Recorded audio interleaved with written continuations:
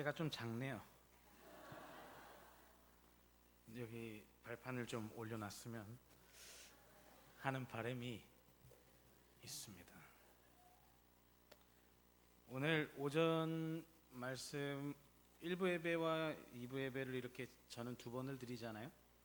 같은 말씀을 목사님께서 이제 가지고 하는데 참 가슴에 느껴지는 게 크고, 저에게 하나님이 주셨던 이 감동이 오늘 이 말씀과 오늘 1, 2부 예배의 말씀과 이어지지 않나라는 생각을 해봅니다. 우리 오늘 1부 때 가장 기억에 남는 말씀은 우리 목사님께서 하신 부분 중에 결과를 보지 않는 하나님. 그렇습니다. 우리 하나님 결과를 보지 않으세요. 결과는 우리 인간들이 중요하게 생각을 합니다. 정말 우리의 결과는 바로 하나님 나라죠.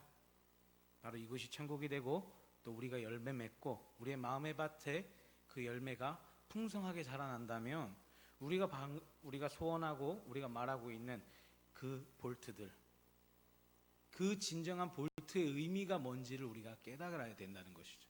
저는 그것이 진짜 하나님 나라라고 생각을 합니다. 우리가 많은 단어들로 지금 표현을 하고 있겠지만 결국 진짜 하나님께서 원하시는 것은 바로 우리 구미 기쁨의 교회에 바로 하나님 나라가 임하는 것입니다. 아멘. 우리 예수님께서 이 땅에 계셨을 때 글을 쓰셨다면 그 제목은 분명히 하나님 나라였을 것입니다.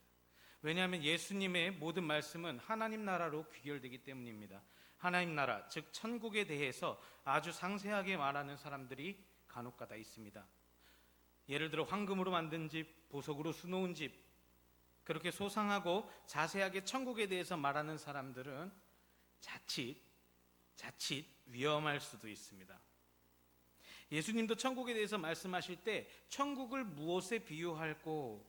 그래, 천국은 마치 겨자씨 한 알 같으니, 그런 식으로 말씀하셨는데 누구라고 우리가 감히 예수님보다 하나님 나라를 자세히 묘사할 수 있겠습니까? 오늘 본문은 천국의 임함에 대해서 말씀하고 있습니다. 우리 하나님 나라는 어떻게 임할까요?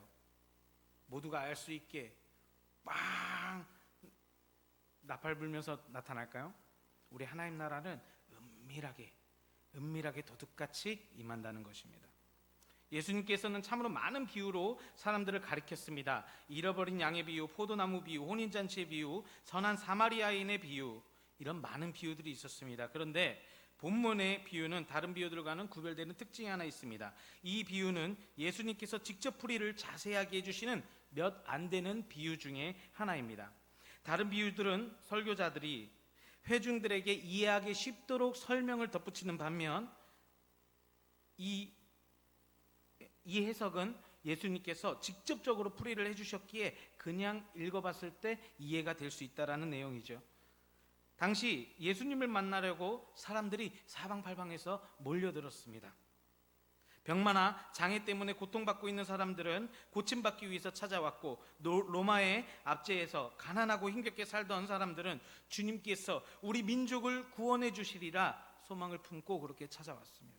물론 호기심에 그 기적을 보려고 이끌려온 사람들도 엄격결에 많이 있었을 것입니다. 누구를 따라왔건 어떤 동기를 가지고 왔건 그들은 모두 예수님의 입에서 떨어지는 단 한 가지 단어의 흥미를 느꼈습니다. 그것이 무엇입니까? 하나님 나라입니다.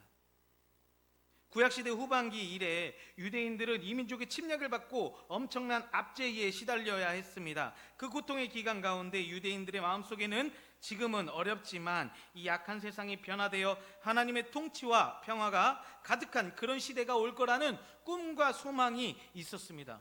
오늘 우리 안에도 천국에 대한 소망과 희망을 품고 살아가는 것처럼, 주 예수 그리스도의 부활을 가슴에 담고 살아가는 것처럼 그들도 그들을 구원해 줄 메시아를 가슴에 품고 살았다라는 것입니다. 그런 고통 가운데서도 소망을 품고 있던 이스라엘 사람들에게 어느 날 예수라는 갈릴리 출신의 예언자가 나타나서 온 도시와 마을을 돌면서 병을 고치고 이적을 행하며 그토록 고대하던 하나님의 나라가 왔다고 선포하기 시작했습니다. 당시 사람들은 예수님을 두고 엘리야가 살아났다, 예레미야가 살아났다 라는 소문이 생길 정도로 예수님을 떠받들기 시작했죠. 저마다 큰 기대를 가지고 예수님이 과연 뭐라고 하실까, 또 어떤 기적을 오늘은 보여주실까 두근거리는 가슴을 안고 정말 그 감동적인 연설과 놀라운 능력을 기대하고 있었습니다. 한번 상상을 해보십시오. 우리 예수님께서 사람들을 이제 바닷가 해변에 쫙 앉히시고 예수님이 홀로 배에 올라 앉으셔서 이제 말씀을 시작하십니다. 그런데 예수님께서 너무나도 멋진 말씀을 하실 줄 알았는데 누구나 들어도 너무나도 당연한 말씀을, 그냥 시시한 말씀을 지금 오늘 본문 13장 3절에서 9절까지 하고 있는 겁니다. 씨를 뿌리는 자가 뿌리러 나갔는데 일부는 길가에 떨어지니 뿌리를 아예 못 내려 새가 먹어버렸고, 일부는 돌밭에 떨어지니 뿌리를 깊이 못 내리고 습기가 없으니 말라버리고, 일부는 가시떨기에 떨어지니 가시가 기운을 막아버렸고, 일부는 좋은 땅에 떨어져 30배, 60배, 100배의 결실을 하였느니라. 귀 있는 자는 들을지어다. 이렇게 말씀하고 있는 것입니다. 이 말씀을 듣고 사람들의 반응은 어땠을까요? 대부분의 사람들은 실망하였습니다.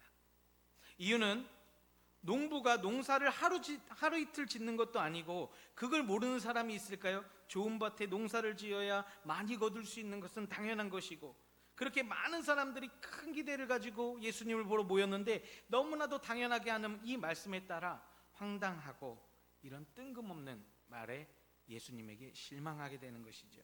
아마도 대부분 사람들이 고개를 갸우뚱거리면서 예수님 이거 다 소문 아니야? 메시아 아닌 것 같은데, 기적도 그런 거 다 거짓말 아니야? 라는 어떤 의심이 생겼을 수도 있겠지. 우리가 잘 알고 있는 이 씨 뿌리는 비유는 이런 상황에서 나온 말씀입니다. 이 말씀을 같이 들은 제자들 또한 이해할 수가 없었습니다. 그래서 마가복음 4장에 사람들이 가고 예수님이 혼자 계실 때 제자들이 와서 이 비유의 뜻을 물었습니다. 그때 우리 주님께서 조용히 말씀하셨습니다.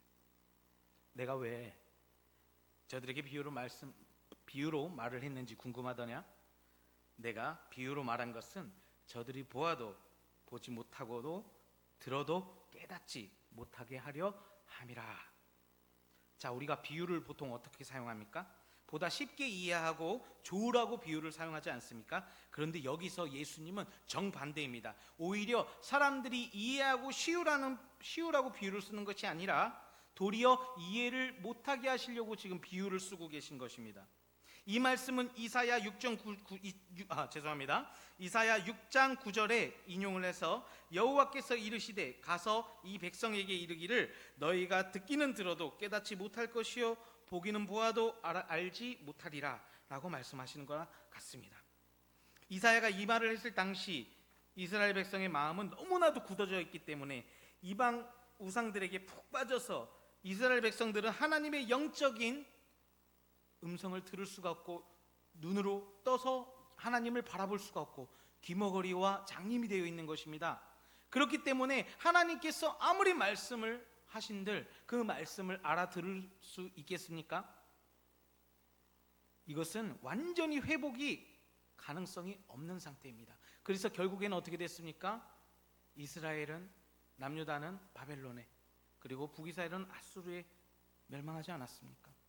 그런데 예수님이 보시기에 지금 여기 모인 사람들이 바로 이사야 시대의 예루살렘 유대인과 똑같은 상태라는 것을 간파했기 때문입니다.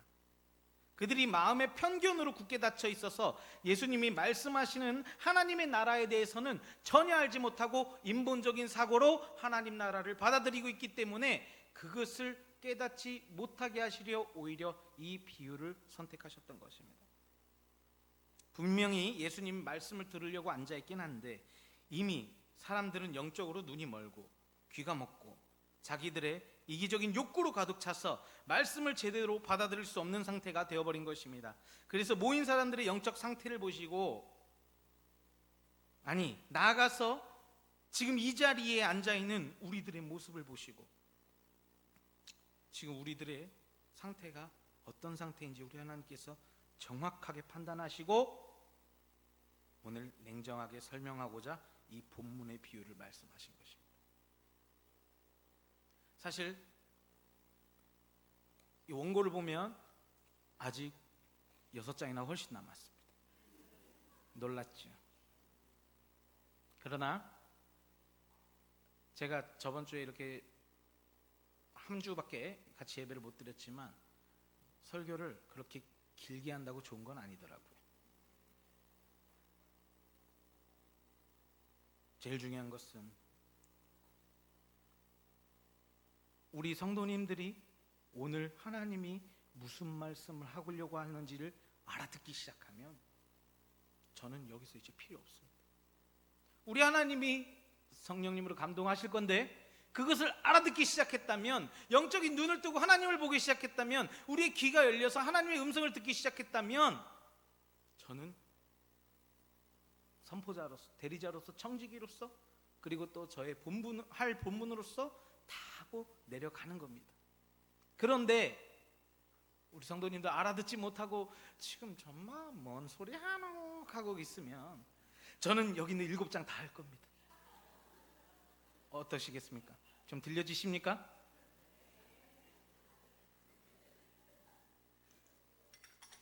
제가 하나님을 믿듯 우리 성도님 믿어 의심치 않습니다. 한 가지 재미있는 예화를 들어보고 싶습니다. 어느 부부가 있었습니다. 물론 저는 아직 미혼이라서 이런 예화에 익숙치 않지만 부러워서 선택을 한번 해봤습니다.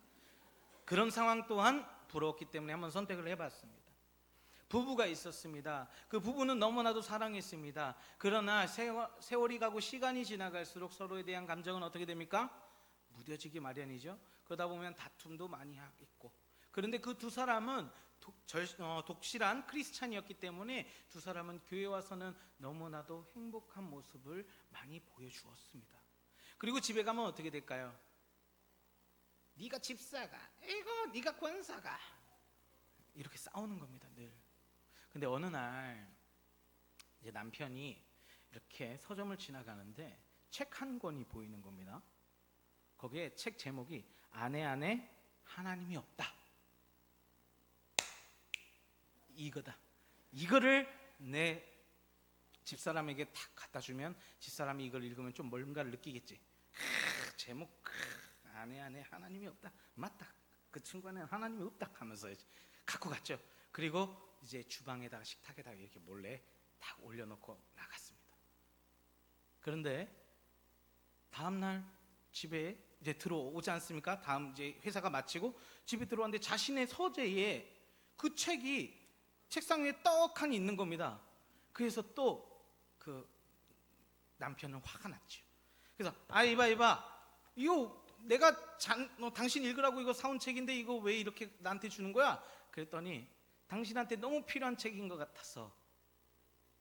아니 이건 아내 안에 하나님이 없다라는, 이건 당신한테, 근데 다시 한번 읽어보세요 라고 딱 하는 순간 제목에 아내 안에 하나님이 없다가 아니고 내 안에 하나님이 없다. 이해되십니까? 우리 하나님이 지금 이 시간에도 우리의 마음의 밭을 보고 계신데, 우리 안에 마음의 밭에 하나님이 없으면 어떻게 거기에 심기고 거기에서 열매가 나겠습니까? 오늘 이 많은 원고에서 제가 꼭 한 가지 우리 성도님들에게 마음의 밭에 대한 걸 하나를 알려주고 싶습니다. 얼마 전에 뉴스에서 봤더니 땅을 산 거예요. 땅이 굉장히 좋은 땅이었습니다. 그리고 그 땅에서는 막 온갖 작물이 잘 자라날 것 같은 그런 좋은 땅이었습니다. 그 땅을 샀는데 거기에 작물만 심으면 어떻게 됩니까? 작물이 계속 다 죽는 거예요. 다 죽는 거예요. 왜 그렇게 죽는 겁니까? 그래서 그 땅을 파보기 시작했습니다. 그 땅을 팠더니 그 땅 안에서 온갖 쓰레기와 그리고 또 의료용품의 폐기물들이 그 땅 아래 묻혀 있었던 것입니다. 우리가 보기에는, 겉보기에는 정말 옥토 같고 정말 좋은 땅이지만 그 안에 옥토가 아닌 쓰레기로 가득 차 있거나 큰 바위가 그 안에 차 있다면 뿌리를 내릴 수가 없는 것입니다. 뿌리를 내릴 수 없으면 결국에는 시들어 죽게 되는 것이지요. 시들어 죽는다는 것은 열매를 맺을 수가 없는 것입니다. 사계절 중에 여름이 찾아왔습니다. 여름은 무엇입니까? 우리 하나님께서 공급해 주시는 그 태양을 받아 식물이 마구마구 자라나야 되는, 우리의 영적인 성장이 마구마구 자라야 되는 그런 시기지 않습니까? 그런데 뿌리를 내리려고 해봐도 그 바닥에 쓰레기로 가득 차 있고 바위로 막혀 있다면 그 돌 위에 있는 흙은 아무짝에도 쓸모가 없는 것입니다. 그런데 제일 중요한 건 뭔지 아십니까? 여기서 가장 우리 영적으로 뛰어나다고 할 수 있는 우리 목사님도 처음부터 마음의 밭이 옥토였을까요? 차마 제가 제 예를 들고 싶었는데요, 저는 우리 하나님의 은혜 아니면 여기 서 있을 수도 없는 너무나도 부끄러운 과거를 갖고 있는 사람이기 때문에 제가 대신 목사님을 불렀습니다. 저보다는 낫겠죠. 그런데 처음부터 우리 안에 가시건키와 그 다음에 바위들과 돌과 자갈들이 가득했던 저의 마음을 우리 하나님께서 뒤집어 엎어주시는 거예요. 우리가 그것을 귀경하기 위해서 농작을 하고 그 돌을 걷어내려고 노력하다 보니까 그 땅이 점점 옥토가 되고, 우리 하나님께서 은혜 담비를 내려주실 때 거기서 자라나는 싹이 지금 여기에 딱 서 있는 겁니다. 저는 그래서 우리 학생청분들하고 어떤 저의 이런 은혜를 늘 나누고 싶어요. 그러자 우리 회장 민주 자매가 그랬어요. 오늘도 그랬어요. 전사님 너무 길어요. 설교 같아요. 제 안에 너무 뭔가 막 이 은혜가, 원래 죄가 깊으면 은혜가 깊은 법이라고 이게 막 있는 것 같습니다. 그래서 오늘 이 말씀에 분명히 누구는 가시 같고, 누구는 자갈밭 같고, 그리고 또 누구는 옥토 같고, 그 옥토에 떨어졌을 때, 그 씨앗이 옥토에 떨어졌을 때 우리가 준비되어서 우리가 마음의 밭을 갈아엎어서 옥토로 만들어서 그곳에 우리 하나님이 씨앗을 탁 던져주셨을 때 그 씨앗이 어떻게 될까요? 자라나겠죠. 그런데 딱 한 가지 더 조심해야 될 게 있습니다. 여기서 오늘 말씀 속에 이 가시밭을 조심하셔야 돼요. 마음속에 이 가시밭이 자라난 사람들은요, 겉보기에는 신앙생활 잘합니다. 막 너무 잘합니다. 막 저리 가라요. 막 정말 어떻게 보면 우리 목회자들보다도 더 기도 많이 하는 것 같고요. 근데 중요한 건 뭐냐면 그 사람의 가슴에 있는 가시가 상대방에게 면도날이 돼서 핥힐 수가 있어요. 제가 그런 걸 많이 경험을 해봤습니다. 제가 나약하고 제가 못할 때는 제가 강하게 보이려고 상대방을 핥히더라고요. 그런데 내가 낮아지고 내가 유해지고 제가 하나님 앞에 딱 엎드리는 순간 더 웃긴 건 상대방도 저를 같이 무릎 꿇고 일으켜 주더라고요. 저는 낮아지려고 할수록 우리 하나님께서 높여주시는 것이고, 내가 높아지려고 할수록 우리 하나님께서는 저를 멀리할 수밖에 없으시죠. 가까이 하고 싶으셔도 저를 멀리할 수밖에 없는 거예요. 그게 우리들의 마음과, 그것이 우리 하나님께서 마음의 밭을 보셨을 때 우리의 마음이 어디에 있는가가 가장 중요한 것 같습니다. 자, 우리 요거 한번 해보실까요? 오른손과 왼손이 있지 않습니까? 이렇게 한번 잡아보십시오. 지금 막 갑자기 막 이러시는데 쉽습니다. 오른손 하시고 왼손 이렇게. 자, 왼손은 자기 자신입니다. 그리고 오른손은 누굴까요? 우리 하나님입니다. 왼손은 우리 하나님을 떠날 수가 있겠죠. 한번 놔보실까요? 그러나 이 오른손은 어떻게? 우리 자신을, 바로 나 자신을 꽉 잡고 계시는 우리 하나님을 기억하십시오. 그리고 우리의 마음의 밭이 자갈밭으로 더럽혀질 때는 그 자갈 좀 걷어내시고, 그리고 땅도 파가지고 뒤엎어 주시고, 그리고 그 안에 있는 바위도 좀 빼내주시고, 혹시라도 가시덤불이 있다면 그 가시덤불도 좀 빼내주시고.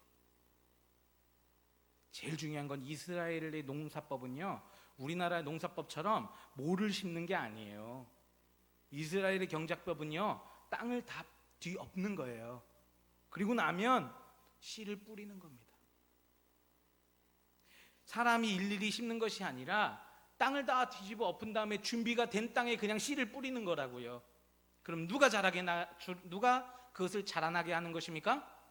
하나님입니다. 오늘 제가 2주째 여기 와서 늘 지금 마음속으로 기도하는 것이 우리 영적 성장이에요. 그리고 영적 성장이 바로 수적인 부흥만과도 같이 이어진다는 거예요. 어느 한쪽만 가서는 위험한 거예요. 내가 하나님 나라를 봤다, 하나님 나라는 이렇다라고 극단적으로 얘기하는 분들이 위험할 수 있듯이 어느 한쪽에 극단적으로 치우쳐서 가는 것은 위험한 것입니다. 그런데 우리의 영적인 성장과 수적인 부흥을 같이 기도하고 같이 하나님께 마음의 밭을 갈아엎는 사람들이 한두 사람이 모여서 그 밭을 넓히기 시작하면 그 밭은 정말 영생의 밭이 될 겁니다. 천국의 밭이 될 겁니다. 다 알아들으셨죠? 내장째 가야 되는데 가지 말까요? 사실 저도 이 말씀을 계속 줄여봤어요. 줄여봤는데 너무 이 감동이 너무 많았어요. 한 주 동안 이 말씀 준비하면서 제가 근데 꼭 하나님한테 그렇게 기도했습니다. 내 의를 전달하기보다 정말 하나님의 말씀을 선포하게 해달라고, 하나님의 메시지를 달라고. 그래서 제 얘기들이 이만큼이나 있는 거예요. 이건 제 의예요. 근데 지금 엑기스로 하나님께서 지금 정확하게 여기 있는 내용 군더더기 다 빼고 정확한 내용을 지금 제가 선포를 했습니다. 이렇게 기분 좋은 설교 끝남이 없네요. 늘 설교 마치면 하면 잘 못했나, 말 실수했나 고민 많이 했었어요. 그런데 오늘은 그렇지 않아요. 그만큼 이 말씀과 그리고 설교와 이 감동에 대해서 저 또한 하나님의 말씀 듣기 원한다고 정말 기도 많이 했거든요. 그게 필요합니다. 제가 전도사라고 해서 여기 계신 성도님들보다 영적으로 뛰어날 것 같습니까? 그것은 천만의 말씀. 단지 전도사라는 이유 하나만으로 그리스도인의 정체성을 잃지 않으려고 늘 성경 말씀을 붙들어가고 살아가기 위해서 하나님 앞에 죄짓지 않으려고 무릎 꿇고 있는 그 모습이 우리 하나님이 저를 불쌍하게 여겨주시고 긍휼한 마음으로 저를 조금씩 세워 나가시는 것 같습니다. 우리 모두 그런 마음을 품고 하나님의 마음의 밭을 잘 귀경하는 우리 성도님들 되기를 간절히 소망합니다. 지금 이 시간 우리 함께 찬양을 하기 원하는데요.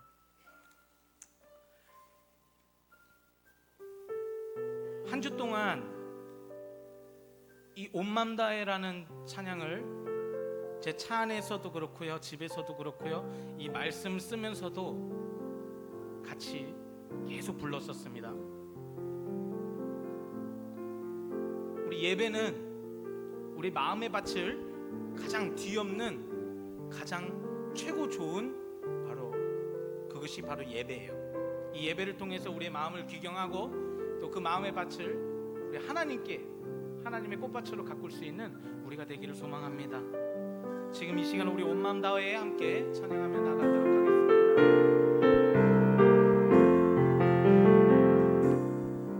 주님과 함께하는 이 고요한 시간, 주님의 보좌 앞에 내 마음을 쏟네. 모든 것 아시는 주님께 감출 것 없네. 내 맘과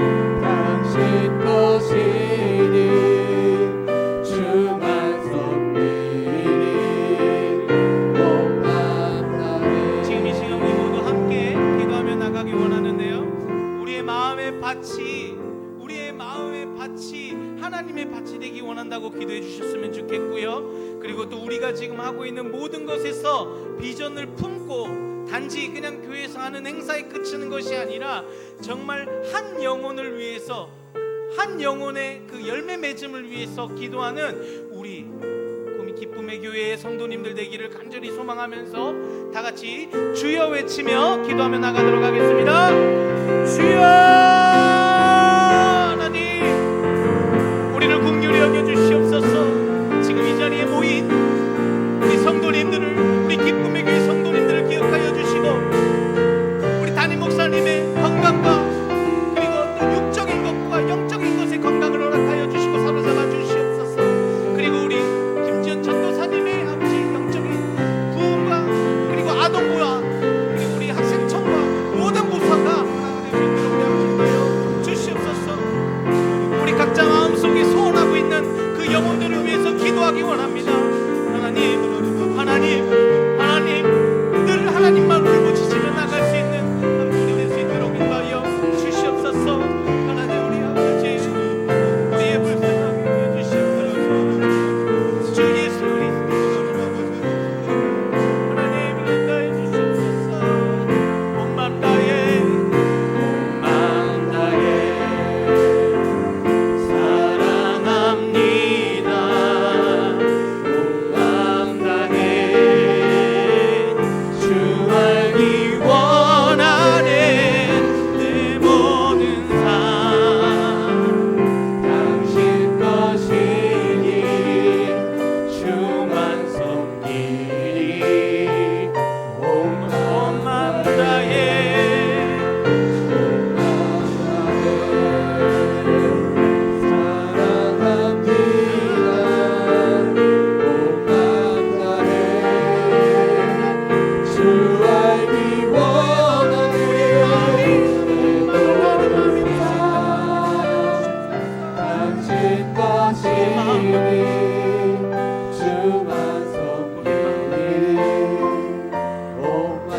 다해